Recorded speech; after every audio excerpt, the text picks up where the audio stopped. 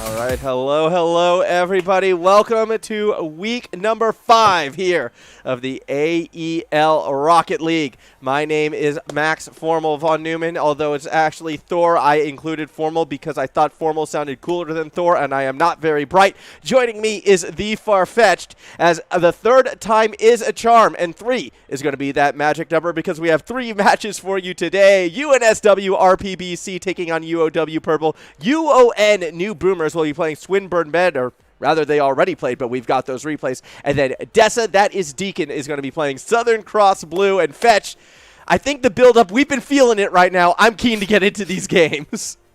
Oh yeah, the stream can't even contain how awesome these games are going to be.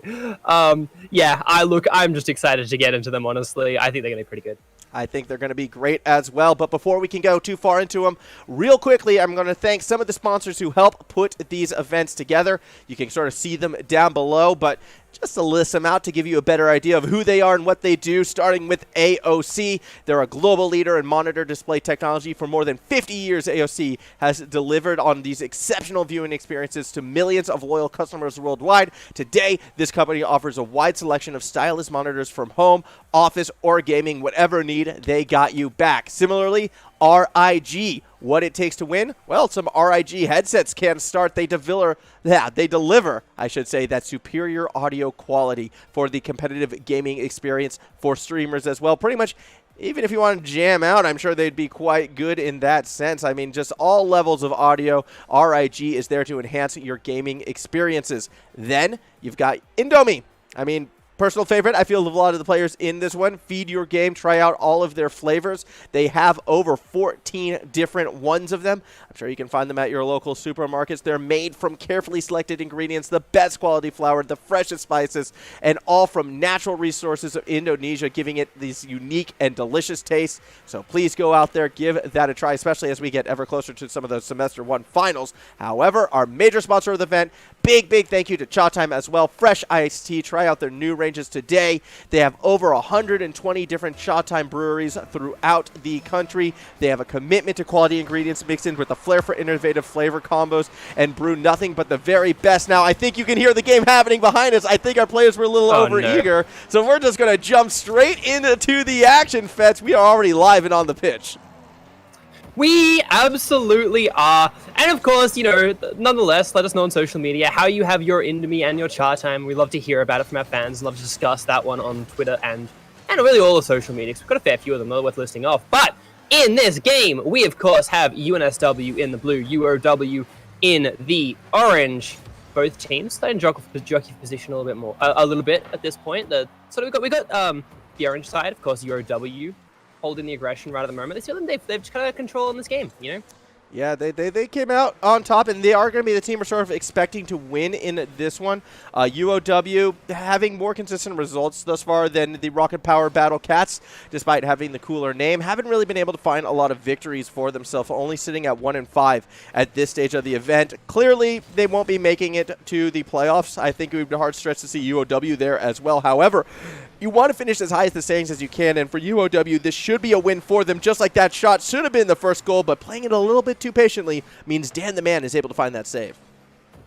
Yeah, just going to be able to bop it out, but I mean, they do have to kind of rebuild an attack. Well, I guess for themselves, build the attack properly. You kind of just can't wait for the orange team here, UOW, to get back on that aggression, because that's essentially how you lose those goals, right? The more time your opponents have on the attack, the more likely they are to score, regardless of kind of skill level. That's true at all levels. Down the man, fighting another last little clear here off the walls, but it's going to just be blocked by Extreme. I'm not going to bother reading out that name. That's a bit too much. Gets demo, though. This might be our first goal, and it is, with the Bandits run, taking the lead at 3 minutes. Yeah, I just have fallen back to calling him Extreme. It's the first word in the name. But it's a beautiful name if you want to go into details. Extreme Ultra Super Late Brecken. Probably could call him Brecken, but Extreme's the first word, and I am a lazy reader, so Extreme it is. He was playing a part of that goal, but the credit of the goal, as you can see, did go to the Bandits' run, as it is a 1-0 lead for UOW. Off to that hot start. I do expect them to continue, as the ball is in front of the net, and the shot from the Bandits' run is actually saved by 10th Apollo. It feels like UOW kind of stepping up the aggression a little bit here. You know, they got one goal for themselves. They feel like they're pretty happy with the lead. Now they're just going to try and ping a couple of others in. I mean, that's it. You know, we were talking about the first game about feeling out your opponents, and there we are. Rusky, that was actually quite a nice goal off that crossbar, making sure just to get the underside of it, making it so hard to save, especially when you had two defenders static on the ground there. Yeah, as we get to watch this one again, Rusky just off that post and in. Pretty well placed just to cause 10th Apollo to not have the most accurate read. 2-0 lead just over 2 minutes into our opening game. And results-based analysis is sometimes what we have to work on. I would be remiss if this series doesn't be a 3-0 for UOW. I feel like they should be that much more confident coming into this matchup. And thus far, we are sort of seeing why they are spending a majority of the time on the attack. It feels like for UNSW, they're constantly keeping 2, if not 3 members in the box constantly. They haven't been able to really press up the field consistently at all. Dan the Man, actually, that's the closest it seems they've gotten yet. And even that attack just immediately has fizzled as they're on that back foot once more. This is just going to be a very one-sided affair. Yeah, that's what you expect. I mean, the way we're seeing it, it does feel like it's just kind of control, you know, from UOW, and that's just it. Almost fine one there, but they've got the 2 players up in defense. Got a lot more to go through, and actually, we might have a bit of an opportunity here. Ezekiel goes straight forward, managed to find the goal straight in the middle, and that was a really good playoff. To be fair, it was a bit of a scattered defense by UOW, but a great sort of setup by 10th Apollo as well to find the 1-2 punch. And I have to say, as well, just to add one more thing in there, I haven't seen the kitten in the cup yet, and it's very cute. True, that is adorable. Just real quickly on that goal, though, I actually feel like Ruski could have been in position, but for some reason rotated to the back corner of his net, where he wasn't able to make that play. I feel like he wasn't expecting necessarily UNSW to be that aggressive at the end of it all, and that does work in New South Wales' favor. So perhaps New South Wales have that little bit of that upset brewing, and that could make the series quite interesting indeed. I'm going to see that continued aggression perhaps moving forward, but not that much as 2 players did cross midfield. Third member, Zekiel. Well, he does get it into the corner, but won't be able to turn it into a shot.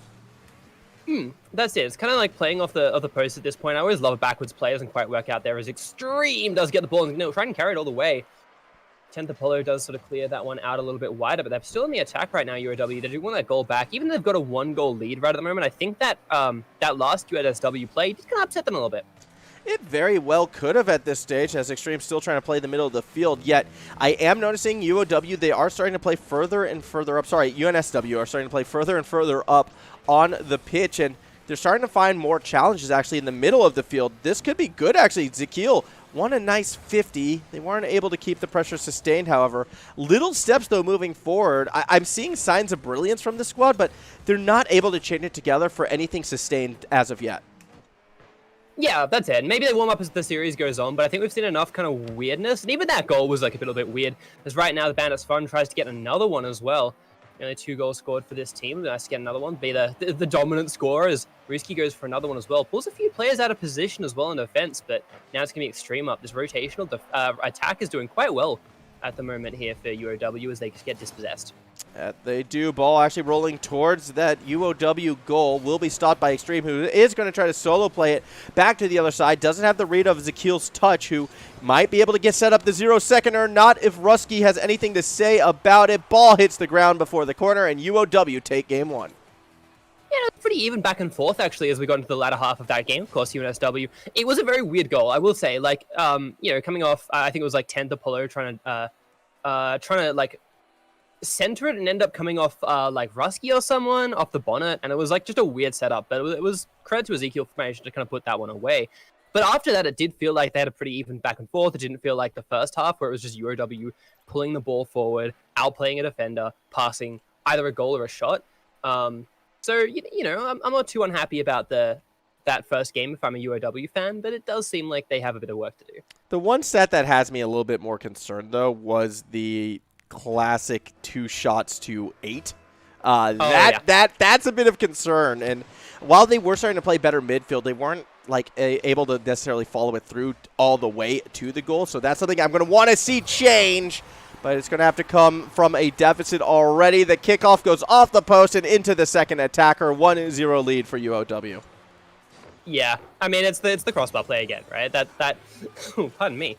Being able to play off post, like you said, it just seems like something they're pretty happy with. Glad we got the close for Cat that time. I can stop talking about it now. But what I actually thought might have been a pretty good kickoff there for the side of UNSW, but they're not able to pull it off.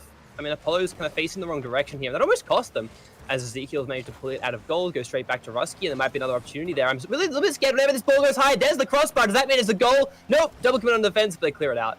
Yeah, that looked like it had a chance, and now it actually might go the other way. One defender to beat, and 10th Apollo completely jukes them out of their axles. That's a tie ball game as we watch this replay again. Yeah, I love the little flick back. Little flick backs are like the best. Doesn't matter what sport it is. You know, you got the field hockey, you got the European football, just to not upset anyone. The soccer fans or the football fans. But it's very cute little play, and what it seems like UNSW, like you said, flashes of brilliance. They have the ability to pull it out as they're trying to make a bit of a clearance out here. 3 players stacked on the ball right at the moment as Extreme goes up for a shot. Gets a little bit tricky with it off the crossbar again. Yep, Extreme for the second time is able to play the crossbar. This time will get the credit for the goal, though, themselves. As we watch that touch, just comes from such an odd angle and with power to boot. Fantastic goal out of Extreme, and once more UOW has themselves the 2-1 lead. Yeah, that's it. I mean, this is where we saw last time the game slowing down quite a bit. Neither team really going hard defense, but it looks like right at the moment, UOW gonna be straight back on the attack here. 3 defenders all stuck in the same position. Might not be great as Rusky goes for another setup, but not gonna happen because again, it's hard to break through those 3 defenders when they're all stacked up together. That it is. Yet they are going to try and spread them out, it looks like, by playing a little further back. That wasn't far back enough, though, so Dan was able to get a nice clear. That will lead to a midfield challenge, which, once again, Zakiel is able to beat out. Gets the ball to the corner before Extreme takes it off of him. Dan, the man, may have pushed too far forward. Does enough on the challenge to slow out that counterattack. Yet, after being demoed, it's a 2v2, and no attacker can find its bump. 3:37, 27, 26, 25 to go. A minute and a half already. The same score as our opening game. Yeah, that's exactly it. Ezekiel with the Duke of the Century. Unfortunately, probably juking the wrong thing there. Rusky kicks a decent attempt, and Apollo with a very good save. And then it's trying to create a bit of disruption in that defensive line right at the moment. UOW looking for alternate ways to open this goal up. But realistically, if they just keep this attack Triple on, commit. It doesn't matter too much. Oh, that's an open goal. Oh, no.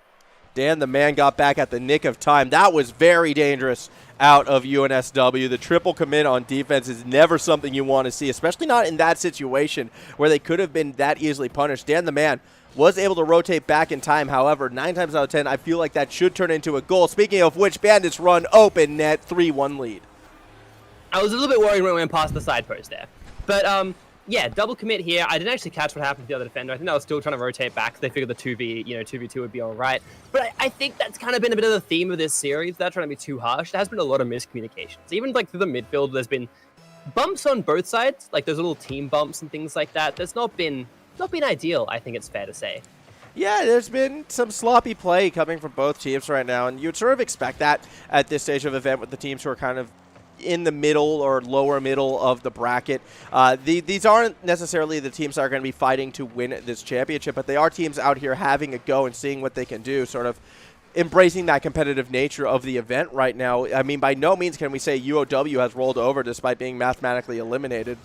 Same thing about UNSW as well, even to perhaps a more extreme degree. So what we're getting is both teams giving it their all, and we're seeing some bumps as well on the defensive side that will result in the booming clear.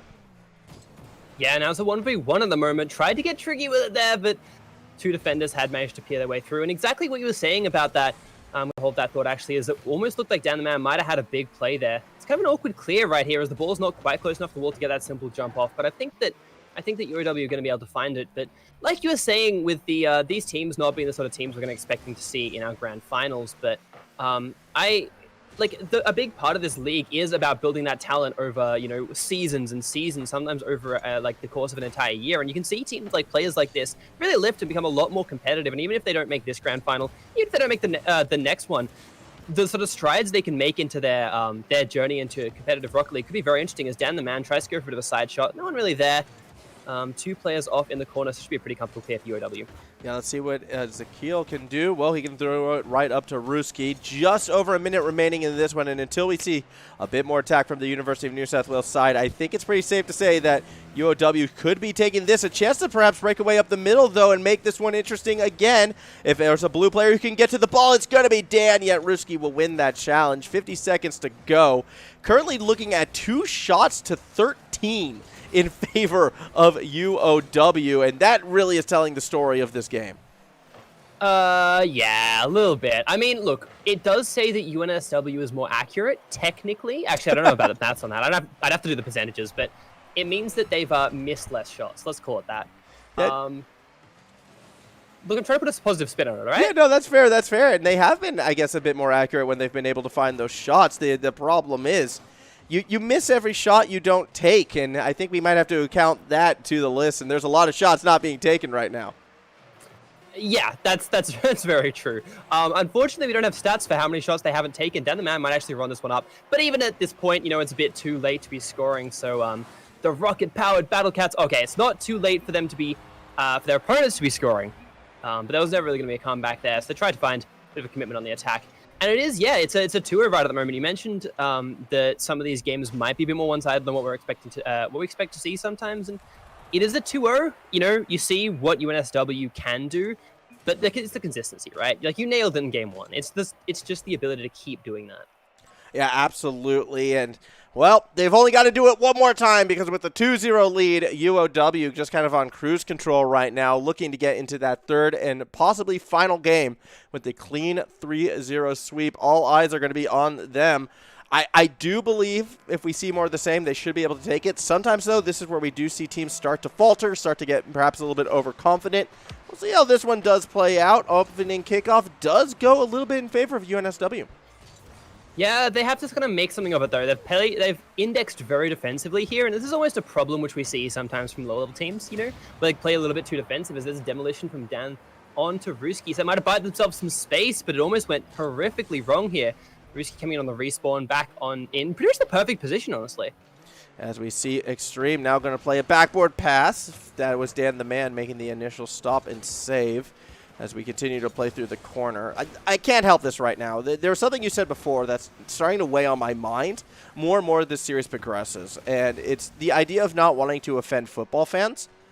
I feel, yeah, I know, completely off tangent, but I'm starting to think we just need to get rid of the term football altogether. It covers too many sports. The easiest solution is that football actually doesn't exist. There is no football. Everything is the most offensive name possible. So it's not football, it's soccer. It's not football or footy, it is rugby or AFL. And it is not football, it is hand egg. Deal with it. I like that. It'd be funny then, because then it'd have to be the AL, because the F stands for football. Because the AFL is like the league, not the sport. Oh, yeah, so the National Football League becomes the NL, the National League. No, because you go by with the thing. So it's the National Hand Egg League. So the NFL becomes the NHL, which then upsets hockey, as Extreme Ultra is going to be able to dribble straight down the middle and get a goal.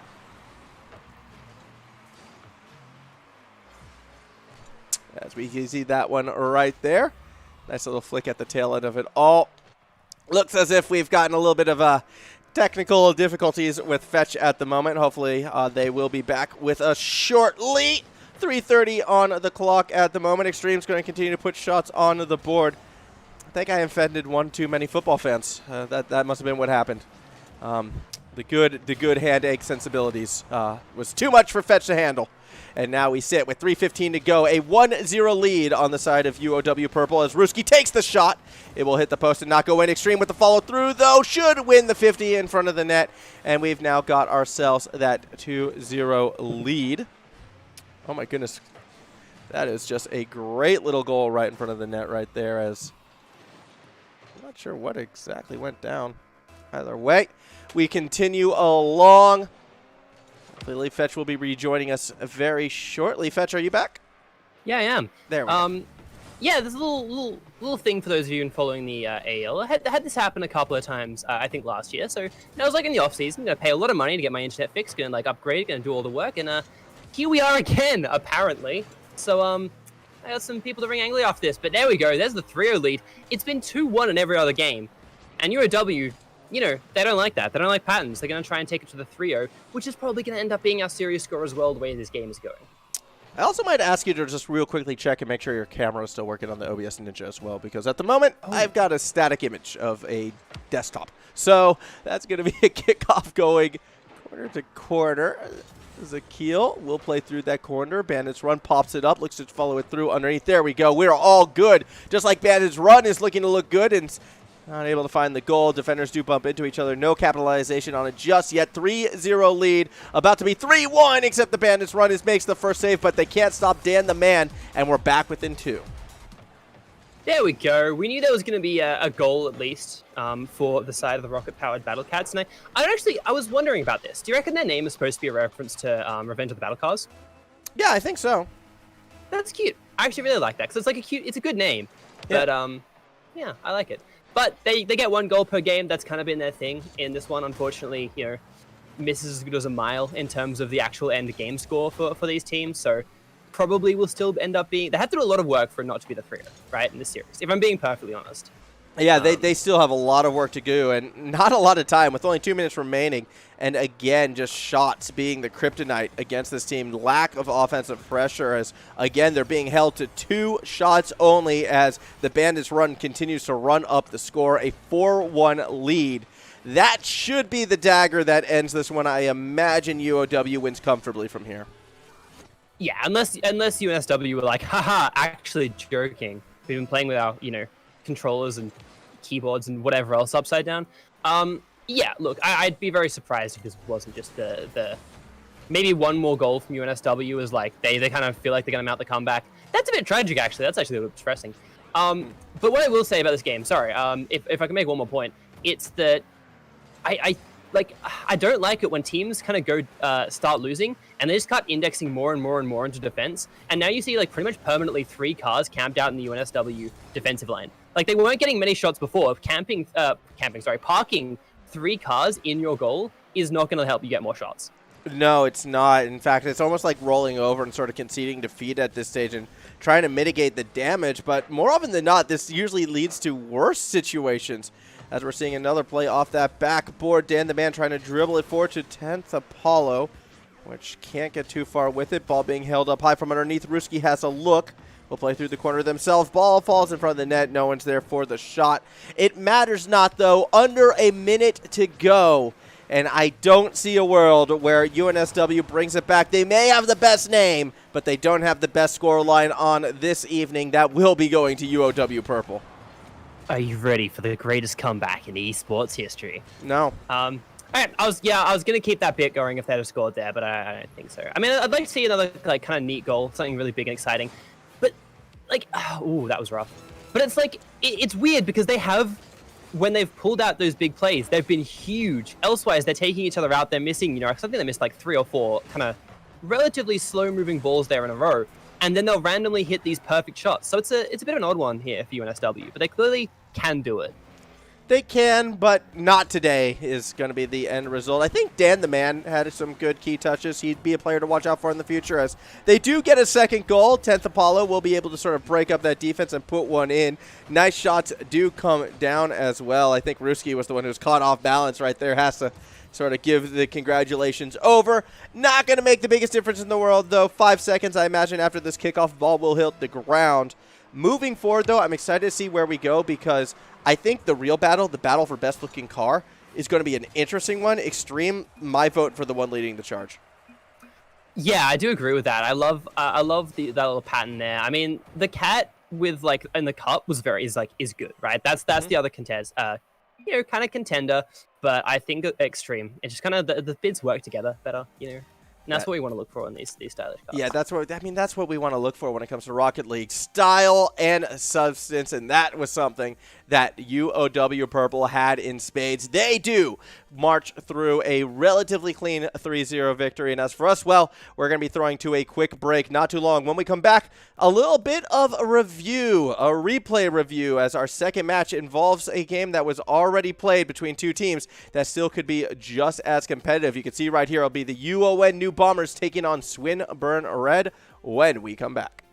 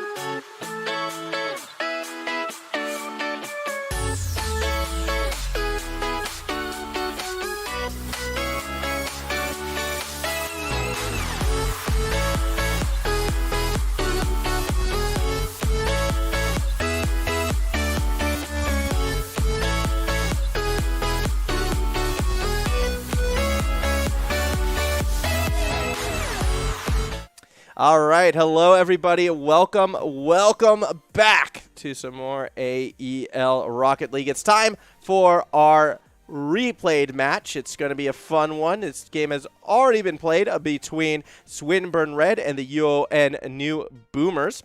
I called them the Bombers before, but they are the Boomers. The Bombers, they're a little bit further south than Newcastle. Still, it's going to be a fun match, I do believe. Hopefully, this is going to be a competitive one, although I do feel like it could go a bit one-sided. Yeah, a little bit. I mean, often, we're building to our big match, right? We're building to our main event match later on in this afternoon. So we could have a more one-sided match for this one. I think you might be right. But we'll have to see. We've got a series of replays, which will be telling us just that any second now. That they will. So let's go ahead and kick it off. Look at that. The car is waiting to go. I'm just going to hit that play button, and we are going to be underway. Again, Swinburne are in blue. UON are in orange. We can start to see the lineups right here. Zero, Ellers, and Finch on the Swinburne side. UON has Storm, Anti-Venom, and Spoon competing for them. And off of this kickoff, it's going to be Storm, I believe, the one who puts it in favor of the UON side. Yep, I'm going to be perfectly honest with you. I'm getting about 1 frame a second, 20 hertz bit rate. So it might be a bit hard for me to pick up on some of this action. But that goal looked, it was a very quick goal, kind of coming out of the gates right away. I don't know if this is going to be a viable stream for me right here. Oh, I was a little bit worried this could happen. It's classic situation, where everything works when you do it in the practice and the warm-up, and then when you start going live, then the pixels come out and attack. That's all well and good. It's not as if this could be the longest series in the world, Fetch, so I do appreciate you bearing with me, I guess, in this situation, just because it's the replay, there's no replays of goals or anything. It's just kind of like the goal scored, go on to the next. Speaking of which, shot actually coming from the Swinburne side, but it's not going to find its mark. Yeah, that's it. And yeah, technology is quite difficult. I mean, I can see he's got the possession. I can see how it's going. Well, there's just straight away. There's a goal for you. Yep. So there you go. Yeah. Tie ball game, 1 apiece. Now is waiting to see who's going to go ahead and take that lead. Swinburne, this school has a history, I feel like, of doing well in this event in the past, actually. They tend to have a team go quite far in it. UON as well typically will have a school make top 8, but these aren't really the lineups that we've seen who sort of made those deeper runs. Yeah, that's it. And the tricky part about uni is you generally tend not to have these lineups stick around for years and years and years. No, that's not super common for you know, kind of Oceanic Rocket League in general. We don't have those like 5-year rosters or anything. But you do have these rosters shift around. But I feel like you always see Swinburne close to the top of the ladder, no matter how what year it is. I feel like it's always the case. They're always around. They're always putting up a big fight. And you know, this year's no different. No, and so far, Swinburne has been looking quite strong overall. I'm excited to see how far they will actually go. I mean, this year is obviously a very different year. I feel a lot of the top-end teams of previous years have kind of dripped off a bit, UOM being the big one, the help desk actually dropping out, it looks like, unfortunately. So they're not going to be able to go for the three-peat championship. Similarly, Griffith doesn't have that same stack lineup that we've seen in the past as well, and that means a guaranteed new champion. And while there are some very good teams competing, I still haven't found that team yet that just comes out to me and says, yes, we are going to be the next champs. Yeah, and hopefully this is kind of where we see one of those new dominant teams rise. I mean, of course, you don't like a one-team, what's the word? One team kind of dominating the entire league, right? That's never good. But it is still interesting to see if we could get new big stars. And it's only a pretty close shot. Comes off the backboard quite nicely. It seems like the stream's actually working for me at the moment, by the way. So it's all pretty exciting. There we go. Maybe... I wonder why. Okay, well, let me know if it starts to get wiggy again. I was just down to have, Rocket League podcast session with the game playing in the background just for this one. Either way, 2 minutes to go. Tie ball game. Actually, game 1 starting to look pretty interesting. This could be a little spicy if we continue down this road right now. And overtime, perhaps, could be in the future. I know the answer. No one else actually does. It feels good to have all that power. That's it, especially when you're a caster, right? You're kind of in that situation of being if I was actually a super genius who knew everything about the game, I'd probably be playing it. And we don't like to admit that, but that is always a bit the case, right?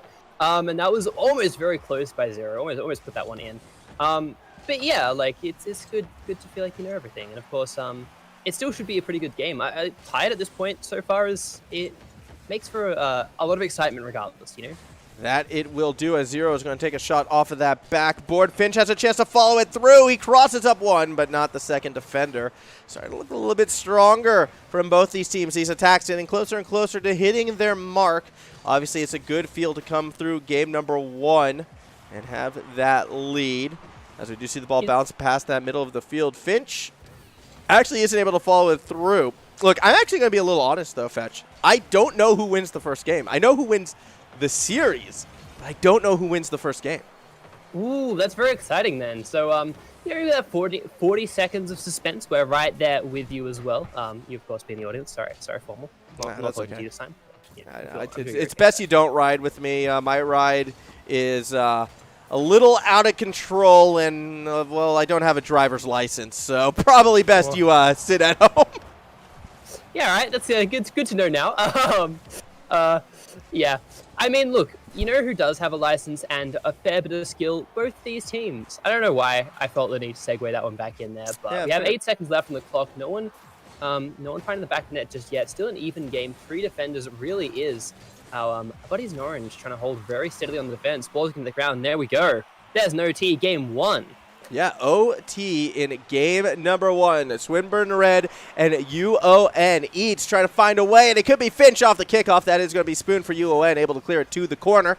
Now we'll take it back across the middle of the field. Tries to find Storm on that deep pass. Defender is able to find themselves behind it, but For how long? Actually, this could be a dangerous counterattack. Anti-Venom does what he can to slow it up, yet they're still going back and forth. Ellers has a chance right now for Swinburne to try and put this one away. Sets up Zero, who goes to the backboard and not for the shot. The rest of Swinburne did fall back, and that could open a corridor. UON off the backboard. Here comes the shot, and there is the goal, courtesy of Anti-Venom. UON goes up 1-0. Yeah, that just looks like such a controlled play. You know, throughout that last sort of little bit of the game, you weren't sure which team was going to get it, who's going to pull ahead. It goes to OT, and it's often like either those very long extended overtimes, or, you know, series like that where someone just gets a good play, they just run the tempo, and in this situation, it was UON. So yeah, not like And that said, guess what? The fun thing about replay is, Fetch, we can just go straight into the next one. We can just start it up right now. Yeah, Look the at camera that. really likes starting on Spoon. I guess it like has to go through. It goes through all the players and set positions. But I thought it might jump to the other team for a sec. But no, just really like Spoon's car. It's a nice yellow, I will say.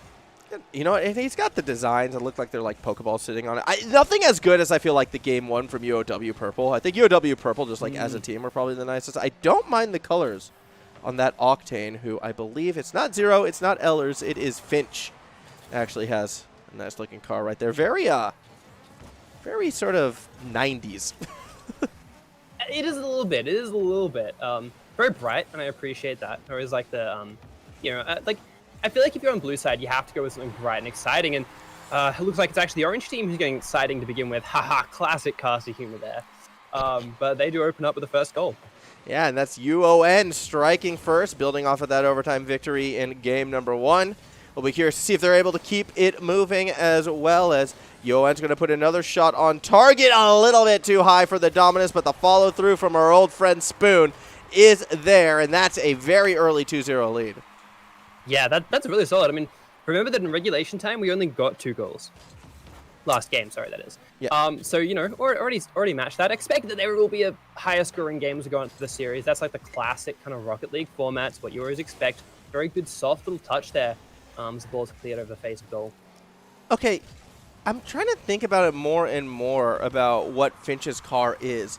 And you know that sound that sneakers make on, like, hardwood, like, basketball courts, or, you know, that, like, noise? I feel like that car is that noise, like, carified. Does that make sense? And I'm like, do you get where I'm going with that? Like, it's a sort of mood and atmosphere. I don't know. Essentially, I'm saying we're rocking out in some Jordans is what I'm trying to get at. Yeah, but it's like, I mean, look, somehow you kept me through that metaphor. And I don't know if it's just because I've talked with you for too long, or if that was actually just like a spot-on metaphor, but I get where you're going with it, and I kind of like it. I can hear that now that you've mentioned it. Yeah. Every time Finch passes the ball off, you know, and goes for those quick pace players, that's how I'm going to hear it. It's very Nickelodeon Guts. There's a throwback for you.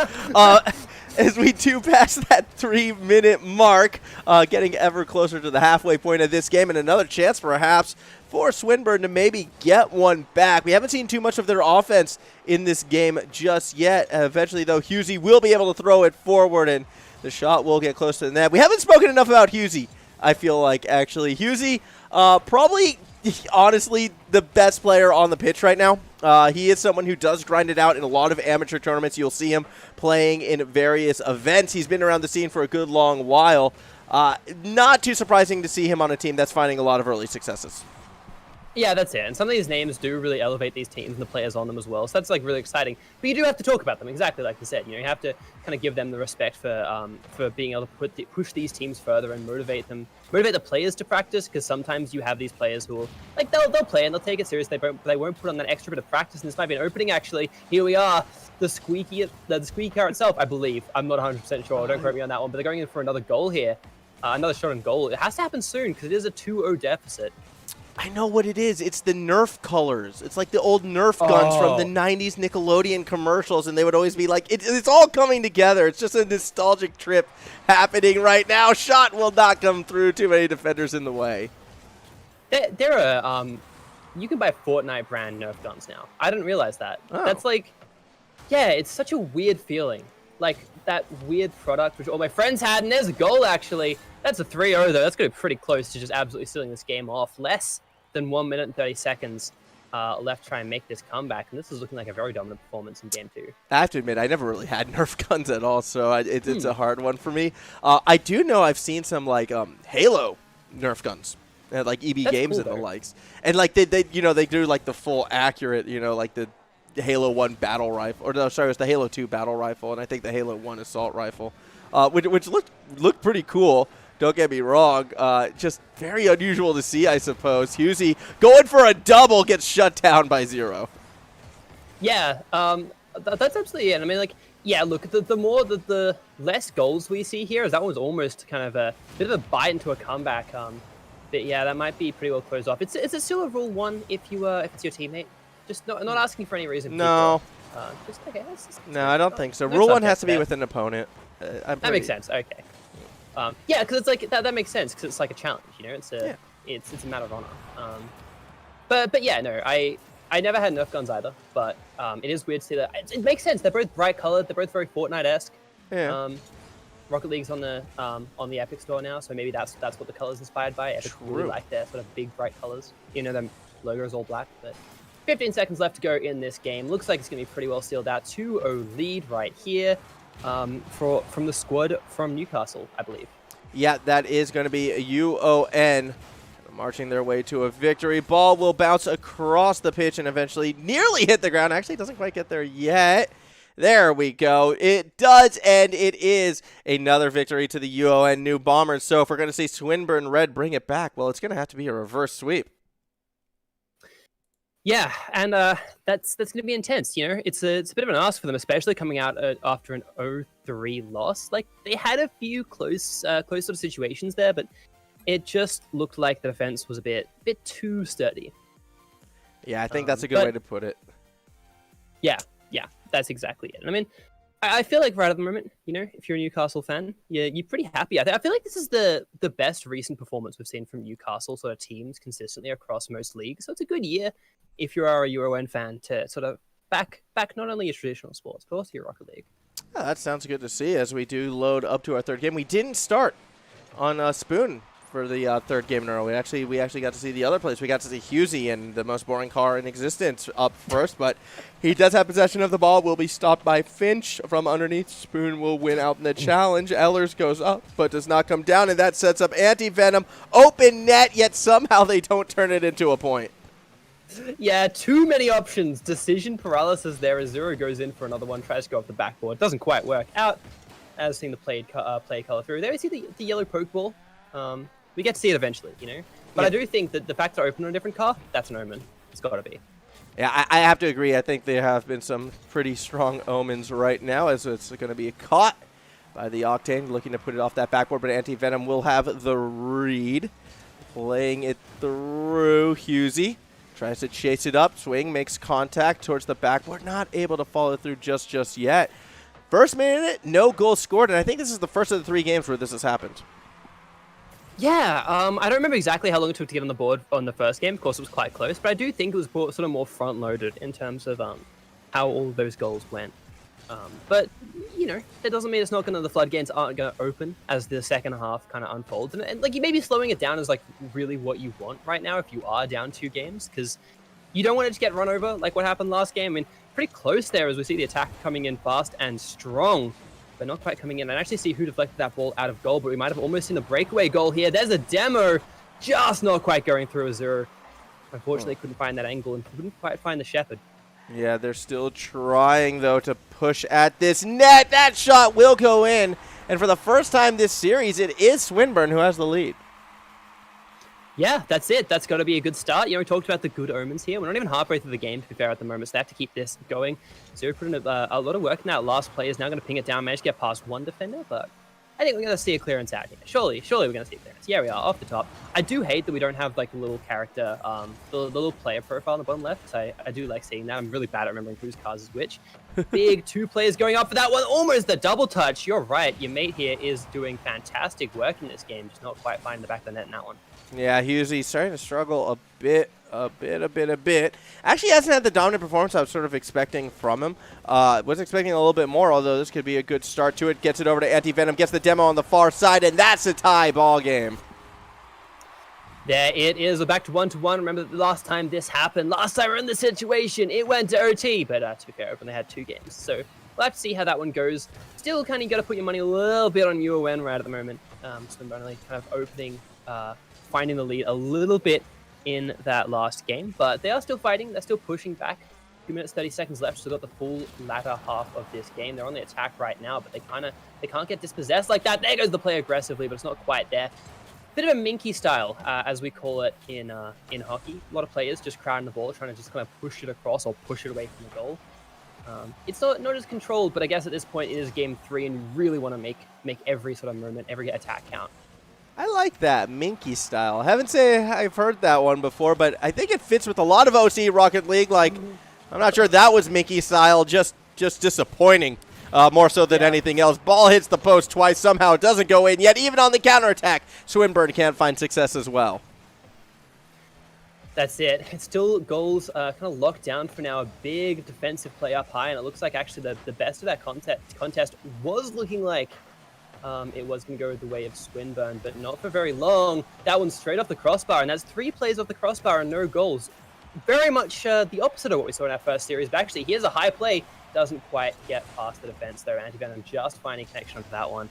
And still in defensive line right now of UON. They have to find a clearance out. Still 1 minute left, still plenty of time, but you think it's getting close. Given how the momentum of this game is going, pretty close to next goal wins. Not guaranteed just yet, but it depends on the pacing of it. That was very close as Finch tries to clear it out. Yeah, I feel like this one actually could come down to the wire for sure, and considering what's on the line, it's a must-win situation for Swinburne, as both these teams, playoff aspirations are kind of in jeopardy if they fall right here. It's pretty much win for each, and I know UON would love to get this one over and done in regulation. They could end it with a shot here, and that is a fantastic go-ahead goal from Husey.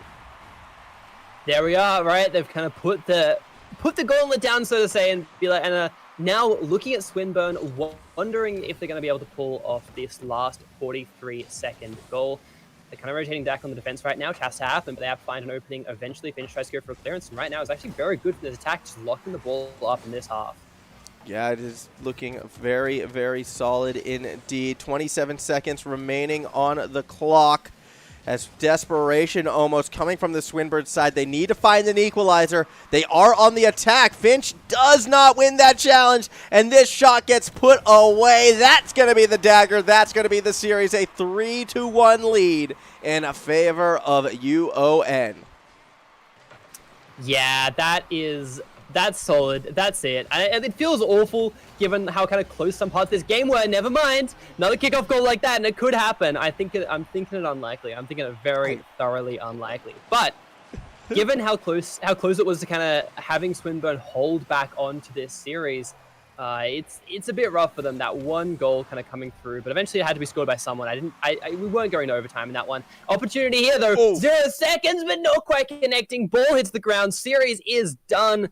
Another 3-0, this time going the way of University of Newcastle. But how that one ended! Oh, that was a lot closer than I thought it was going to be at that last shot. If that one goes in, we get an overtime. Who knows what happens? Instead, though, you are correct. That is UON getting the victory over Swinburne. It was a 3-0 for the UON side. And now, looking ahead, we've only got one more match. It's going to be our main event, hopefully, as Deakin's taking on Southern Cross Blue. That said, there's going to be a little bit of a delay, so we're going to throw on a timer. It's going to be roughly 20 minutes or so, but when we do come back, it's time for our final series of the night, so please stay with us. More AEL when we return.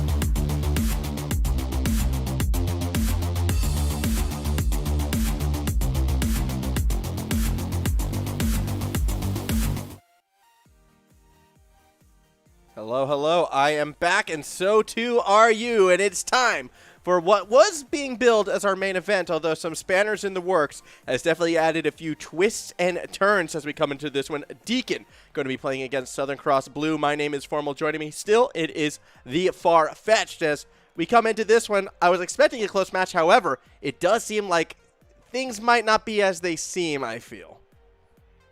Oh, yeah, there is going to be a substitute on the field, and it's going to be for our lower seed team, which is Deakin, and that kind of feels bad. You know, it feels a bit rough, because if you're coming up against a team who is has a pretty good win record, I just closed the tab with it, so I can't tell you exactly what that is, but when you come up against a team with such a good record over the start of the season so far, and you're playing with a substitute, yeah, it's not great, but it is also a one of those games which Southern Cross really wants to win, if they are going to be looking to threaten those top 2 spots. I believe Southern Cross coming into this one 4-1, Deakin coming into it 3-2, and although they're running a sub, I guess it's, you know, still a fellow game player, a fellow gamer, if you will, who will be joining in on that Deakin side. It's actually a player from the CSGO team, Malson. So if you've been following other AEL events, you should recognize him from the CSGO squad. Well, now he's going to try his hand at Rocket League against one of the better teams. And actually, you know, one of the teams who I would be picking to make a rather deep run. We talked about Husey before. Well, Fluxy on the Southern Cross side is kind of like Husey, but on, you know, a fair bit of a... Actually, you know what? No, I'm not going to throw my boy Husey out like that. Husey can beat Fluxy on a 1v1 there. I said it. But still, like, I may have momentarily forgot that Husey was someone who I actually picked for my ODL team before. Don't want to... Yeah, well, I mean, that's going to give Fluxy all the motivation to really show up in this series, but we'll have to see. I mean, Counter-Strike players, they're clever, they're canny, they got some decent mechanics. I don't know about Rocket League level mechanics, because Rocket League is an incredibly, ridiculously hard game, but, you know, it's not bad. It's better than if they had said League of Legends players, because, you know, League of Legends players, I don't know if they've really got the mechanics, you know. Not quite in the same level, so a bit more faith there. Looks like the team's kind of pestering us to get in, jumping in, and I pestered them to get in. All right, don't get it twisted. I told them, but no. To go back to Fluxy though, without joking aside, like I only just realized I was like, holy crap, Husey was on like Team Esper before. That's right. I drafted him for my team. I individually sought him out. That's something. But no, Fluxy was another name that I did consider. He's kind of like a big mech player. In the past has been, you know, mildly criticized for the inability to play with the team, perhaps, yet that hasn't been the case thus far in this league, actually. I've been able to see a lot of these Southern Cross games, and Fluxy and Tears have been able to synergize well, but call me Mewtwo. I think that's supposed to be Mewtwo, a Pokemon reference, is going to find their first goal. Yeah. There it is, straight off the bat. That's the Deakin team coming in big so far, not being, you know, intimidated by the upper seed, not being stressed by the fact that they have a substitute. I guess if it's like someone you see around, someone you still interact with in the same, like, you know, kind of space, it still feels better. It's better than like pulling a substitute you've like never seen before out, even if they're like a decent player. Absolutely true. Also, I'm going to give some credit as well to the Deakin side in terms of style, all right? I appreciate the flag on Malson more than I appreciate the livery. I also appreciate that goal, though, from Fluxy, able to tie the game. Yeah, that's pretty good right there. I mean, the defensive effort was pretty good. Fluxy just in the right position, just off to the side. So, yeah, that's exactly it. And I do... I liked the car in general, you know, to be honest. Fair enough. But if you're on blue side, you got to get bright. Yeah, well, I think the one who's doing it correctly on the blue side is actually, oh no, he's on the orange side. My apologies. Yeah, wait, what? There it is. There he is, Slimy Man. Yeah, it was Slimy Man, I think, is the one who's doing it right on the blue side. The watermelon car.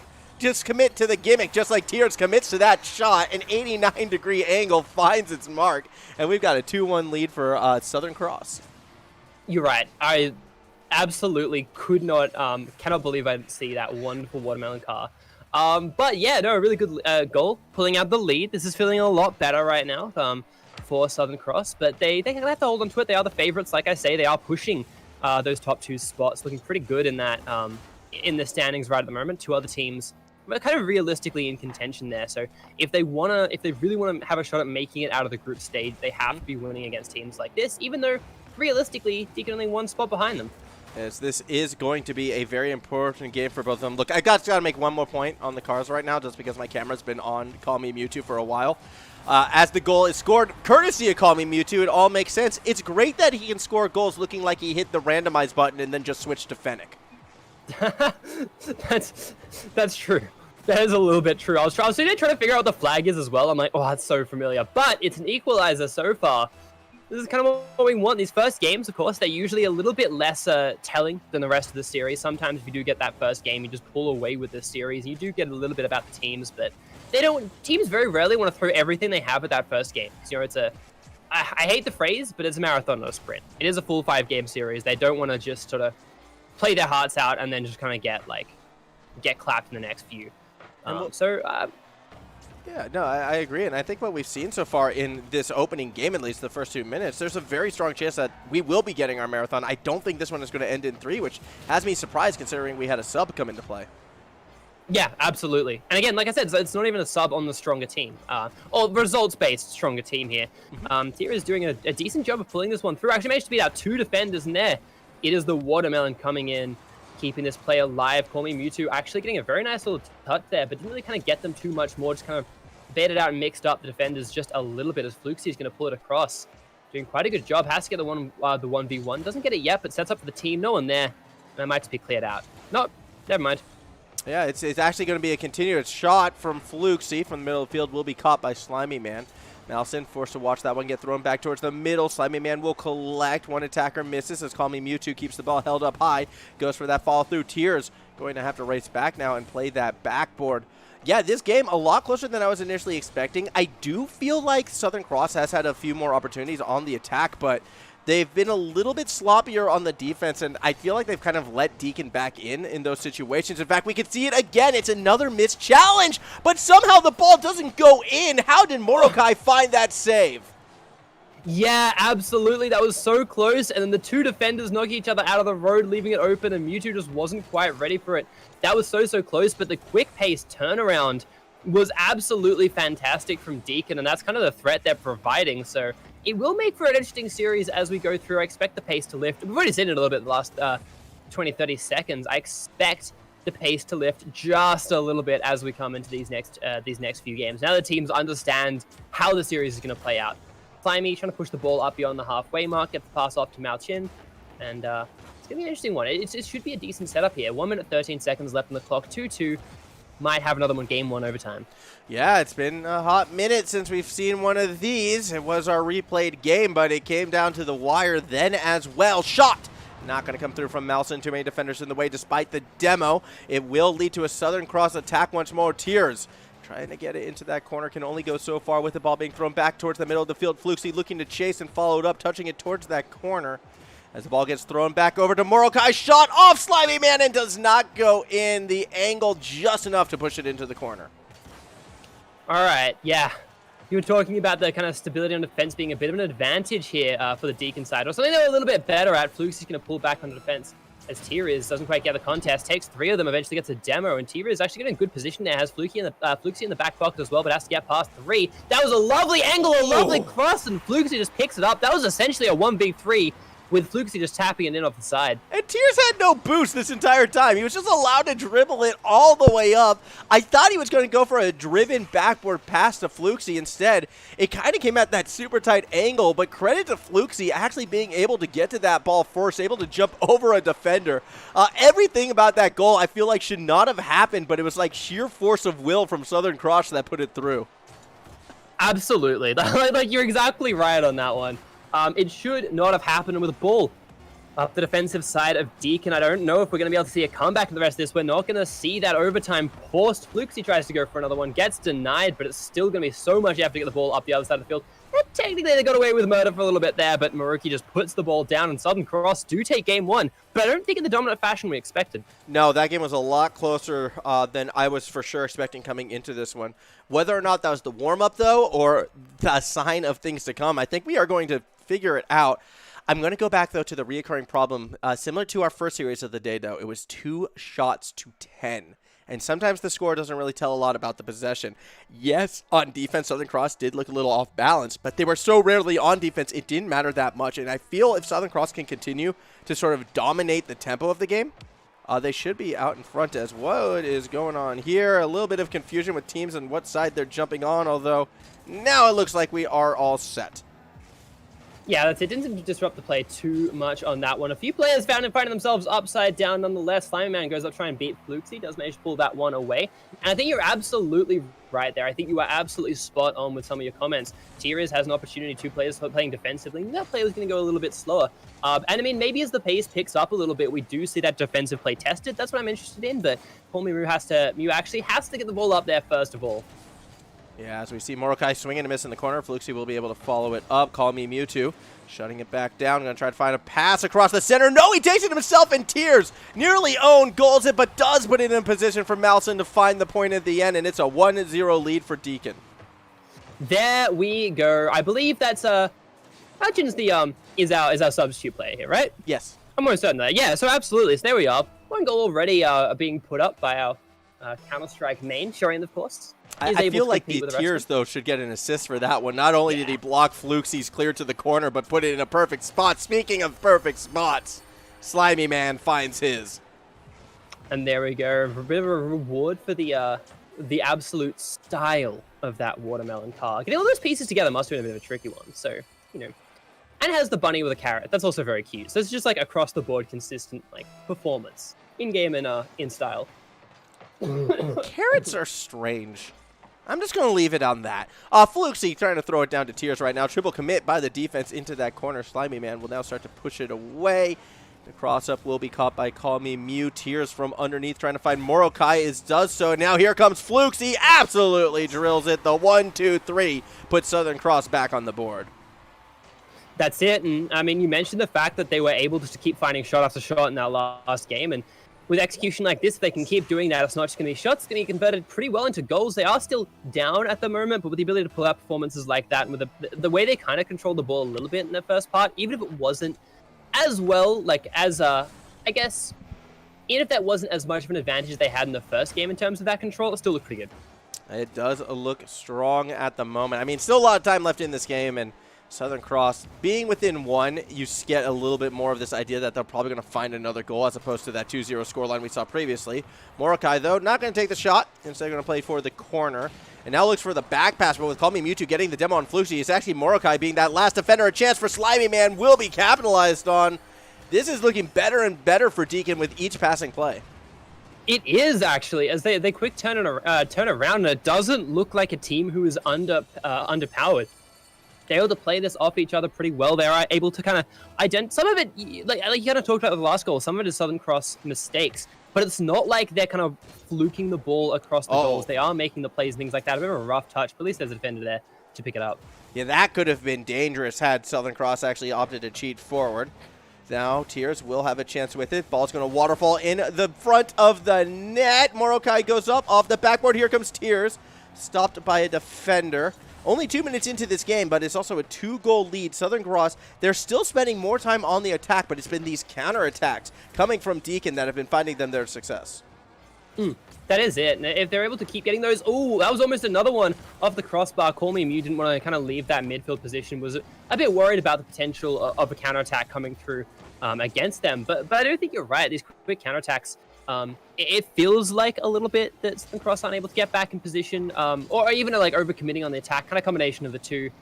A Slimy Man looking for another setup, has to go 1v1 against Fluxy, and as you mentioned before, that's not an easy task to do. There's Fluxy back with the ball, goes just above the goal line and across the face, but here's a second opportunity. It just happens again the other way around. They're playing yo-yo with this one a bit. That they are. Ball again going corner to corner, post to post. Slimy Man tries to drive it forward. Tiers already able to collect Call Me Mewtwo on defense. Gets the first touch, won't get the second. That's going to be for Slimy Man. Look how open that net is, yet somehow the ball isn't put in. Yeah, that's it. That's the second one in this series so far for Deakin. I mean, they are in a more comfortable spot in this game. And Call Me Mewtwo, no boost, not going to contest. Just going to kind of let that one go and try and catch it on the second play. Melchin puts the ball pretty well, but Slimy Man isn't able to get up for that one. There were 3 defenders back nonetheless, as Fluxy is going to make a bit of a run for it. Yeah, Fluxy actually kind of really playing with his food, it looks like right here. Yeah, it will get punished for that by calling me Mewtwo. As here comes the follow through. A chance for Tears, but he winds up underneath the ball. Slimy Man will be challenged by Fluxy, but that's going to be a nice meatball. Good defensive bump coming from the orange side. Leads to the midfield shot, and somehow that goes the distance. Tears makes it a 1-goal game. I'm going to say that Mewtwo's a little bit happy, trigger happy on the boost. Didn't have any. Just tried to do the best job they could. Got caught in like that very, very awkward arc. It's like that classic Nintendo tennis when someone hits a high shot when you're at the net. It's just rough. Not much you can do about that one. But it is still a goal lead with 1 minute to go right now for Deakin. It's been an awkward position to be put in. A demo comes through onto Mulchin as Tears goes to go for the defensive play. They caught the defense a little bit wrong-footed here, but not enough to really punish it. Yeah, I think that's just it. It's close, but not close enough as Slimy Man, however, does find a defender out of position. That's the 2-goal lead once more, and Deakin just having answers again and again. That was a great shot as well, right? That was like straight on the far post. A really like rough spot to put it in, a very gentle touch, which is weren't expecting. So really good job by them to be able to pull that lead back out to 2 goals, which of course puts it in this kind of threshold that's going to be really hard to come back from. And they're straight back on the attack again. Their forward percentage this game must have been way, way, way better than it was in their last game, you know, the first of the series. And I actually think we might have a full best of 5. But it does depend how these players go on the top. Oh, that's an open net. Uncharacteristically, it's for Deakin this time as it comes back to a 1-goal game. See, we say uncharacteristically, but at the same time, it is worth acknowledging that the past 2 goals that Southern Cross has scored has been in the exact same fashion, with Deakin actually going too far forward and Tears finding that midfield touch. 43 seconds still left on the clock. Southern Cross, they're doing their best job to stay in this second game. I do feel Deakin has been the better performing team. I'm curious, though, if Southern Cross can push this to an overtime. That's going to be the question. 30 seconds left. Yeah, sorry, I was just partly flaming. That might be another one, depending on how Slimy Man goes. Yeah, that's it. But Fluxy jumps forward as Slimy Man's going to kind of clear this one out. They really just have to hold on right at the moment, but you don't want teams to go too hard at this turtle, else they can give up some of these offensive plays because they're just not putting enough pressure on the other side. 10 seconds left. Looks like it's going to be close. The ball's in the right half to take this one to overtime. Here we go. It's going to be a lob shot. Fluxy has a chance. Slimy Man will keep it up, and that means Morokai needs to get underneath. It's a pass to Tears, and no, he can't make contact with the ball. That could have been the 0-seconder. Instead, it's the tie game-er, as we are sitting 1-1 right now. Deakin, they're bringing it back. Okay, there we go. The scores are set at 1-1 right now. Deakin doing a great job of kind of bringing it to their opponents. But it's kind of interesting if both teams are struggling with their defensive play. We kind of have the opposite of what we've seen in some of the other series, where like the teams get panicked and just play overly defensive. And I mean, you don't want to see teams leave the defensive line open. But you do like seeing silly, way too over-offensive plays. There we go, on the wall. This is perfect. This is what we want. Hammer just lingered on it. A Rule 1 on the corner. Yeah. That is wild right there. Oh, Fluxy, though. He's just driving. Call me Mewtwo down. I think that makes him the winner of Rule 1. It's like the floor is lava. Don't touch the floor, Mewtwo. Avoid it. Uh-oh, here comes the ball. Oh, this could get interesting.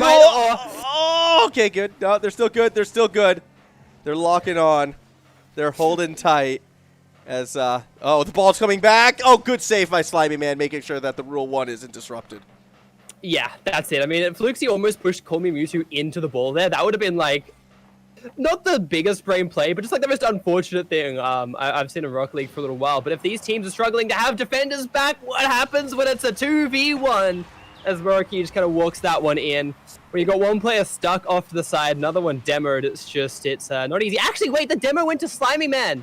Yeah. Slimy Man got the demo, but, okay, that was a weird one. Yeah, Slimy Man got the demo at the very end just because he, Fluxy was sticking with the Slimy Man came through. I think it was, the desperate, I have to free my teammate play. But it happened after the goal, so I'm not going to be too harsh on it. I don't know what the intention was. Either way, Rule 1 play goes in favor of Southern Cross. You know, Fetch, explaining the Rule 1 for people who don't understand Rocket League, it's so difficult.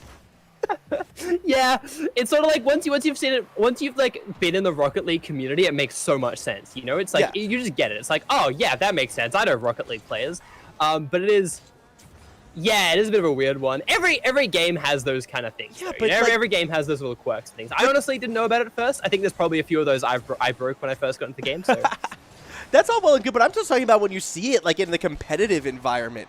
It just makes you scratch your head. I believe it was Joel who did it on like a game to qualify for like the top 16 in RLCS in OCE.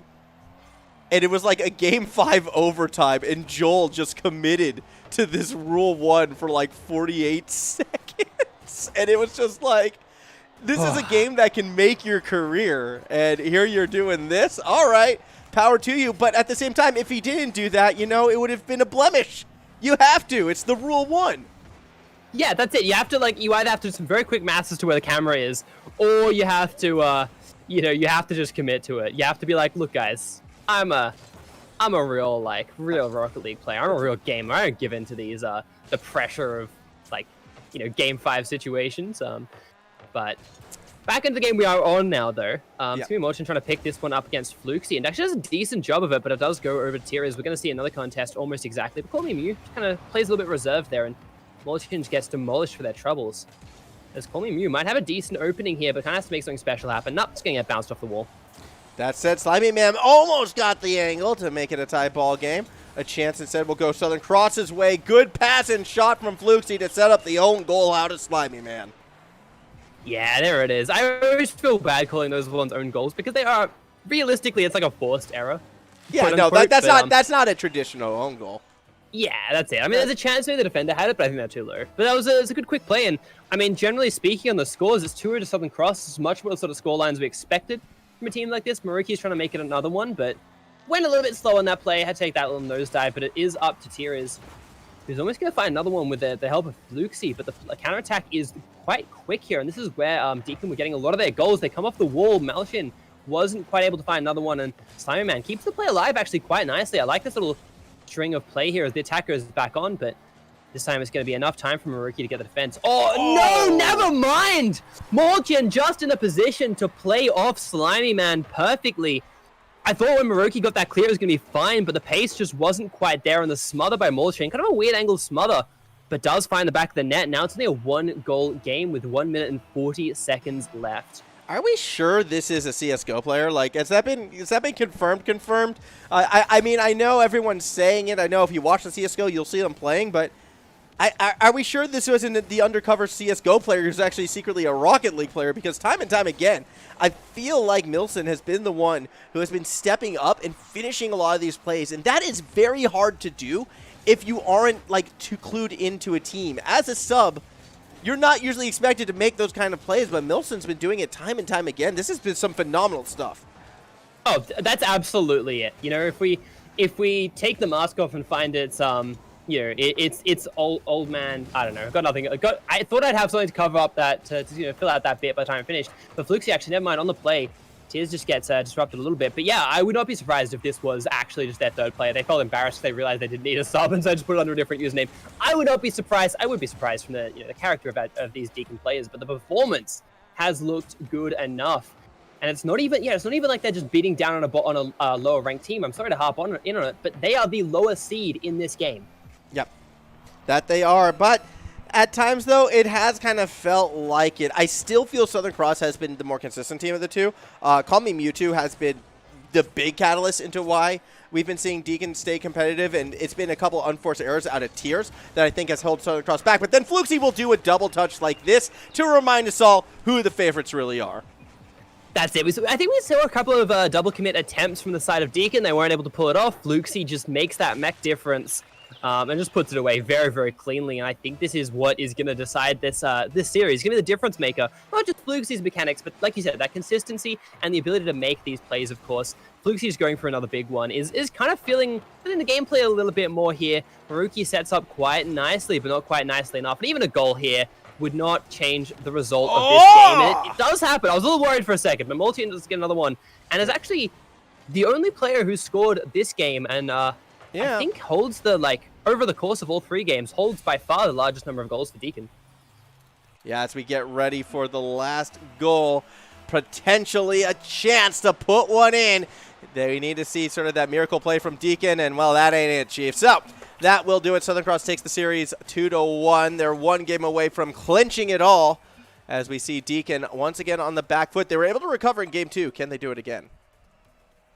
Yeah, I mean, is it a matter of that one game being a bit of a weird upset? That's kind of the question. I think that, yeah, I can't get past that consistency from Southern Cross and the ability not only to be a little bit more consistent, because they're definitely not the most consistent team in the league, but their ability to play just a little bit more reliably, as well as the ability to step up. Usually you have one or the other, and it kind of comes down to how many times the higher variance but higher skill player steps up. But in this case, you kind of got both on one team, which surely would be enough for Southern Cross to take it, especially we've seen some defensive lapses from Deakin, and we've seen Maroki stepping up pretty well on defense, so we've kind of seen some of the problems from Southern Cross being patched. But it looks like we might actually have the big guns being brought out by Deakin here. Yeah, this could get very interesting indeed. And I question, though, would that be the right choice? Now, had they had the chance to go their full roster from the start, I'd say yes. But Malson's been playing very well and is warm. Do you bring in a cold player into this last game? That's what we're about to find out. It looks like the players just jump straight in, though. And this decision to go for a sub might actually have Deakin starting off this fourth game on the back foot right now. They only have 2 players on the pitch. Yeah, that's it. Hopefully we get the clutch rejoin happening very, very soon. Maybe not. Might not happen. I see Pete Z or Fate Z. Yep. I think they're in. In game. Woo. Yeah, in game on screen. Got the I can't even remember the name of that dog on the screen. We've seen the cat, we've seen the dog, we've seen the bunny. We've got all the classic animals. As Tiers does find a goal though, and I wonder if it was a little bit of the chaos, which enabled them to kind of pick up the tempo on that, because it was there were 3 players who had time to save that, There were, and that's a bit unfortunate for Deakin. Not only do they lose the super sub, but I think Fate Z is named after Fate Zero, and that has problems in its own right, as Morokai is going to be pushing it off the backboard. I joke, of course, just making fun of anime, not making fun of the player. Playing through the corner, they're trying to get more pressure. Fluxy almost gets the angle. This time, though, the defense does have the save. You lost me at anime, you had me back again at making fun of anime. And at the moment, though, yeah, like Southern Cross, they're still in the attack. We've got to see Fate Z sort of pick up the play on this one a little bit more, kind of like really make a difference in this game, because the top fragger from their previous last 2 games has been subbed out, so it's got to be something. Like Fates has to be lifting. He has to be I say a difference maker, but has to be changing up the pace or the tempo or finding big kind of miracle plays, something like that. Maroki in a good position right there. Slimy Man getting the backwards, the butt bump, as we like to call it, to kind of keep that one out a little bit. Tommy Mew's actually got a bit of an opening here. Maruki can't get a great touch on that one. It's going to be Fluxy trying to pull this one along the line. There is Fates coming through, but not going to find a meaningful touch onto it. As Tiers, now it's going to try to set something up for Southern Cross. A lot of this game actually been going in favor, I feel, of Deakin. They have been playing a lot faster, so we have seen a near immediate impact. Finally, it looks like Southern Cross is going to be on the attack, and Fluxy goes for a delayed ceiling shot and almost makes the read off the last defender. That could have been something special. It still causes a lot of defenders to bite, yet, fortunately for Deakin, they are successful in playing it through and now getting an attack of their own. Yeah, here they are. They've got they're kind of a bit scattered. They're all kind of, 2 of their players are holding the same space, which isn't really doing much for them, and the other player was being contested by a defender, and it's kind of gets them broken as Tiers goes in and just puts it straight through on that aerial. That was really unfortunate positioning, I feel like, from the side of Deakin. Yeah, as we see this one again, Tiers with the ceiling shot, able to find that late flick to push it in. 2-0 lead for Southern Cross.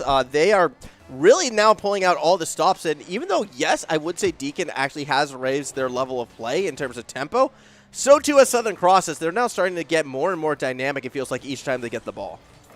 Yeah, I felt like maybe that would be the answer to Southern Cross. If you play faster, they have more struggles with the rotations, or just the defense in general. But it's not seeming the case as Slimy Man puts the ball up. They're looking pretty comfortable right at the moment. As Fluxy just gets a really nice intercept. The ball does go to Cool Me Mewtwo, but in a really awkward position without a huge amount of pace to kind of clear that one off, even on the backboard. Slimy Man doesn't get able to break that one through. It was kind of a 3v1 there on the attack for the side of Southern Cross. But they are holding through it again as Morokai goes for the 1v1 play and doesn't quite get it off the sidebar with the help of Slimy Man. But the fact that possession has been all Southern Cross, and even through this clearance, they're still able to hold control of it is very impressive. As we do see Tears now looking to play up the other way. Slimy Man challenges in the corner, can't follow it through. Touch back towards the middle. Morokai has to fall back. Nearly gets dunked on by a attacker right there, but did enough to keep it in a good defensive position until Fates has the chance, but can't make the shot. Morokai will recover. Slimy Man tried to throw it back to the middle, but there was no fourth attacker, unfortunately, and another missed opportunity for Deakin. Yeah, and they really need to find those. You know, it's as cheesy it is, can't afford to miss those. As you know, Fluxy just finds one, just straight for the middle of the field. I didn't see what happened. I saw what happened to the defender, but I didn't see like what was wrong with like the setup, that jump or anything. It might have just been not enough of an angle. Yeah, it's a bit late to that play, so it's a bit rough. Almost got it as well, but Fluxy just finding it for the middle of the field. This is going to be a little demoralizing for Deakin, considering Southern Cross are finally finding a huge 3-0 lead. That honestly could be the final blow in a sense. I mean, a 3-goal deficit, a team trying to come from behind, and I'm just not seeing it right now. I feel like Southern Cross probably just ended this series with a 3-1 victory, 3-0 on the board for the time being. As we do see Morokai, middle of the pitch, will collect, tries to throw it actually back to a teammate. Instead finds Call Me Mewtwo, and here's the shot from Fate Z, but again, it's just not meant to be. Yeah. Not quite, but it actually almost looked like they might have found another one there. Defenders kind of, again, taking up the same space. This time it was the other side, but they're kind of holding on. They know what they've got to do. They know they've got to do a little bit extra work in the defense, maybe finding some more of these goals. Is big commitment with not much going through it. Another open goal, but another crossbar miss. And Call Me Mewtwo misses on the second strike as well. Fates doesn't get it. I mean, Morokai was there as well. Fates trying to make something back from this. It's just throwing themselves at the goals, and oh no. The watermelon car whiffs. It was so close, and yet so far at the end. Morokai with the deep shot, and that should be the final shot as well. Southern Cross will be advancing to 5-1. They are keeping that playoff chase alive. Group D, I've been getting a lot of matches from this group, Fetch, and I have to admit, like, these top 3 teams in the group have all been playing so phenomenally well. I still feel, you know, like, Beat Lethal is the team to beat, even though it doesn't have Lethal. I still feel they're probably that #1 team, but the fight for #2 is going to be a challenge. Yeah, that's it. And if, you know, Southern Cross had a few weaknesses, you know, they were kind of shown there, but when the tempo picked up, they picked up as well, double commit on the defense, just as I say that, but it's not, they weren't under too much pressure. Fade's looking to turn around again, but it's just, you're not going to find the 4 goals in the 9 seconds. It's just not happening, right? It's not, that would absolutely be a Rocket League world record, but like you say, that second spot is going to be kind of hot, and teams do look different when they play into playoffs. As you know, as we do get to that phase, ball kind of kept alive for just a little bit longer, maybe, but this might actually have hurt Deakin. Yeah, it does, as they were the ones trying to keep the ball alive, and Tia says, "Ah, cheers, mate. Managed to find the back of the net." Yeah, they find the back of the net, and they find the way to go back-to-back in terms of finding victories overall. It will be Southern Cross winning this series 3-1.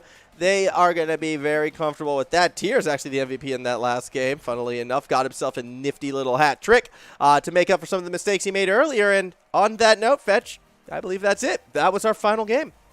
Yeah, that was it. Fates did manage to find 3 shots, so we're sort of putting on, you know, a bit of pressure there in that game, but just no one from Deakin able to quite step up and bring it to Southern Cross, who just played pretty fantastically in that last game. And I'm very interested to see how the rest of Group D does shape up over the next few weeks. I'm with you on that. I think Group D is going to get very, very interesting. All the groups, I think, are going to get very, very interesting. And not just in Rocket League, but in the other esports titles as well. CSGO, Rainbow Six, Dota. Smash has been popping up again, I've noticed, with a few live events as well. Things definitely kicking off at AEL, so if you haven't yet, please go ahead and drop that follow, like, or subscribe on whatever platform you're watching this on. I'm not entirely certain. It seems like we just broadcast everywhere these days, so feel free to check it out. Furthermore, as well, a big thank you to AOC, Indomie, Rig, as well as Chatime for sponsoring this event. Without our sponsors, we really can't do any of this. Absolutely. Not at all. So on that note, Fetch, I do think it is time for us to say goodnight. I mean, I love your car, by the way. The I'm just gonna quickly show it off. I'm sorry. The broken internet symbol, very very fitting for tonight. yeah, it's a bit like that, huh? I like my Pong paddle, my disconnected Pong paddle. It's great. That's actually pretty great. So on that note, have a great night, everybody. That's how we're signing it off. Just go out there, play some ping pong, watch some Rocket League, and have fun.